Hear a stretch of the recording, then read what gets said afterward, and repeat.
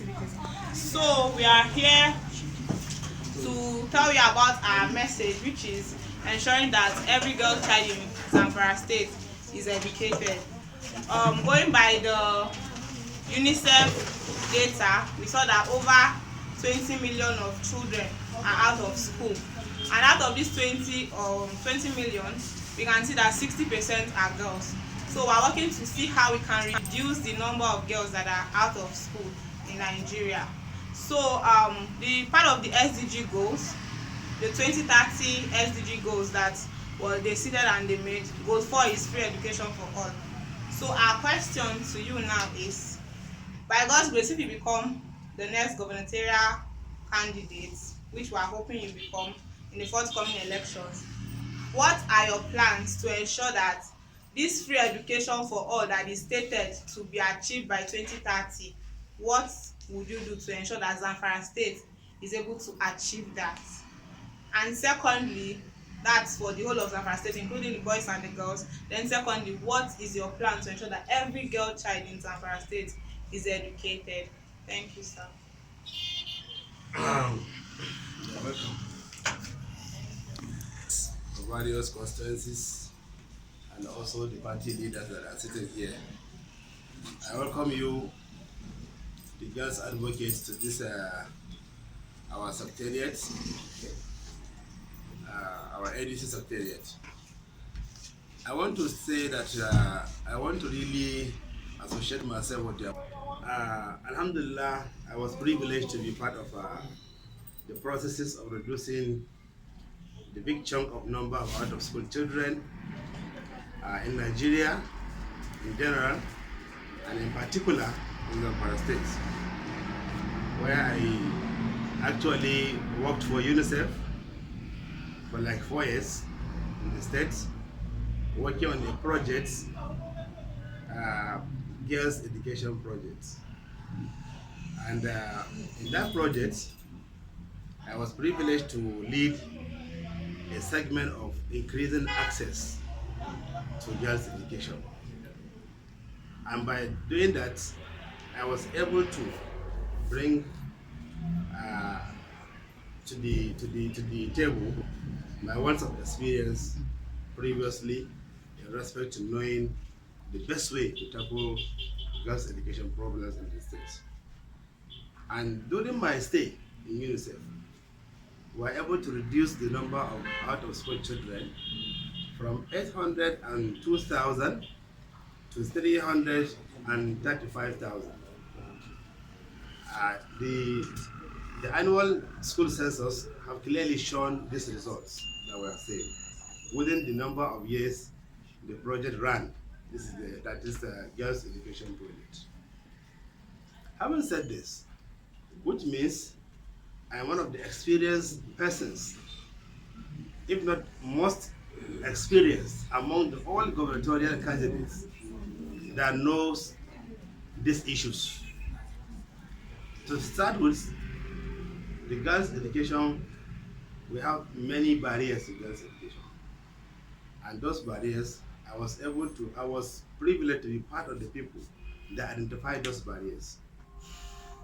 Among those barriers include poor infrastructure, especially toilet facilities in our schools, separate toilets for girls. There's a lot of issues around this. Many girls cannot conveniently stay in school without good toilets.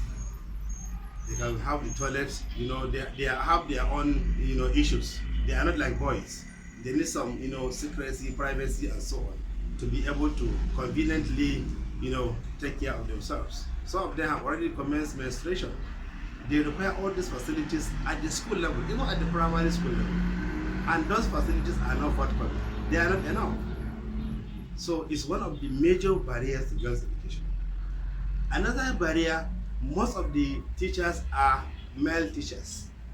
Especially our cultural background here, they look at how can male teacher be teaching their girl child. So people think that no, it's not proper. So the number of female teachers in our schools is very minimal, if not low. So which means it's one of the barriers. Another barrier is poverty. our teaming complex, especially the parents, have no money to take care of the entire family children. So what they do is to select the boys and they say the girls should stay. You see, they cannot take care of all of the children. So what they do, they now discriminate.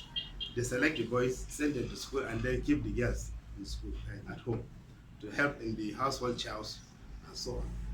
Which means there's also cultural and religious misrepresentation and misunderstanding.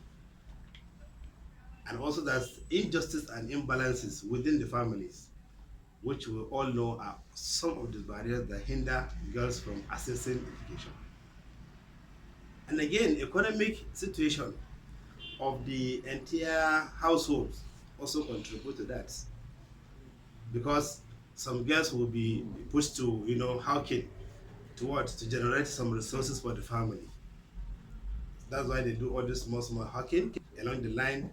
They got a lot of problems along the line. Some of them will be raped, some of them will be molested, some of them will be all of this. So we are very much aware of the issues. So which means, as a gubernatorial candidate, having known all this, and I know the solution is to address these barriers. Whenever you want to reduce any out of school children, you first know what keeps these people out of the school. What are those things that you do to make them in school? The things that you do is to simply remove those barriers. How do you remove those barriers? Is through your programs. So part of the manifesto in this office is to ensure that people are self-reliant, that is addressing poverty indicator. Many people are poor, including the parents of these girls. So if they are poor, they cannot even afford 20 naira PTA. PTA levy can keep a girl out of school. We know this. We have been in some of these rural communities where you see a girl being punished because of 20 naira. Because the mother cannot be able to afford to even give 20 naira. Why? Because the mother has no 20 naira. So we empower the mothers. We are going to empower the mothers with some economic empowerment activities so that they can take care of the children. We are going to provide some social protection activities related to cash transfer. We ensure these mothers will be given cash transfers to take care of the children and also invest the surplus. It has been done in the state by UNECEF, and we have seen the impact it has made. Some of these women were able to purchase cattle with the little money they were saving from UNECEF cash transfer. So we know this has been practiced, this has been demonstrated, and this can be continued by our administration. We are very sure that we can do that. Another thing is the teacher. We cannot continue to teach our children with the number of teachers that we have. Limited number of teachers are in no way not sufficient for our girl child and also the boys. So we'll ensure that we recruit more qualified female teachers, because it will attract the female child to the school. When the child knows it's a female that will teach her, she will be more comfortable. The female teacher will be a role model, will be a mentor to the girls. Again, sometimes they cannot come to and approach the head teacher if the teacher is the male head teacher. They say, I'm menstruating, where I have pen, waist pen, or I have this. She cannot, which means she needs a female teacher that she can relate with. You understand? We have so many girls in primary 5, they are already commenced menstruation. Primary 4 commences menstruation. So this issue of hygiene, especially menstrual hygiene, is one of the key barriers to girls' education in Zamfara State. Because we realize some of them will go back in the name of cleaning themselves, they will not come back to school. And they will miss the schools throughout their menstruation period. Why? Because nobody to handle their issues in the school. So we ensure that we bridge that gap by bringing female teachers, adequate female teachers. We have them. So many have graduated from FCT here. So many have graduated from CO Imaru here. And as a former lecturer, I know many graduates that I know, NCE graduates. I was lecturing for like 17 years in College of Education. So I know we have plenty of graduates that can handle our schools, but the government has no political will to recruit these people, to post them appropriately, and to ensure their training and retraining, to ensure their welfare and so on. So we ensure our teachers are adequately employed, they are trained, they are retrained and they are closely monitored and supervised, so that they will effectively give our children, especially the girls, the quality education that we expect them to get. Another important thing that we are going to ensure is adequate and timely release of budgets. While we are doing that, we ensure that we put anti-corruption activities that will monitor this money. Because the problem is, even if government release money, is one thing. Utilizing the money in education to ensure education for all is another thing. So we'll have correction in education. We'll ensure that no head teacher, no principal, no whoever is an education administrator will sit on education money and will go scot-free. That's no way. We'll ensure the adequate provision according to United Nations, UNESCO, which is 26% of our budget. Money must work for our people. The money, our party, part of what we are going to put in place is to improve the infrastructure. Like I told you, so many dilapidated facilities are still in existence in our schools, and that prevents many children from going to school. I know of so many communities without schools. There are rural communities, there are children there, especially no access. So in place, we put facilities, especially the teaching materials and the learning materials, and also improve in the area of monitoring and supervision. And all of this will be done by the community themselves. Because one of the key manifesto of this organization, of this political party, is community-driven development. We allow the people themselves to solve their own problems. So government is only going to support, facilitate, and ensure compliance to let down principles, but the people themselves will be actively involved in addressing those problems. Because most of these problems are within the people. So the solution should also be within the people. So the government will support, ensure that those problems are being addressed or are addressed by the people themselves.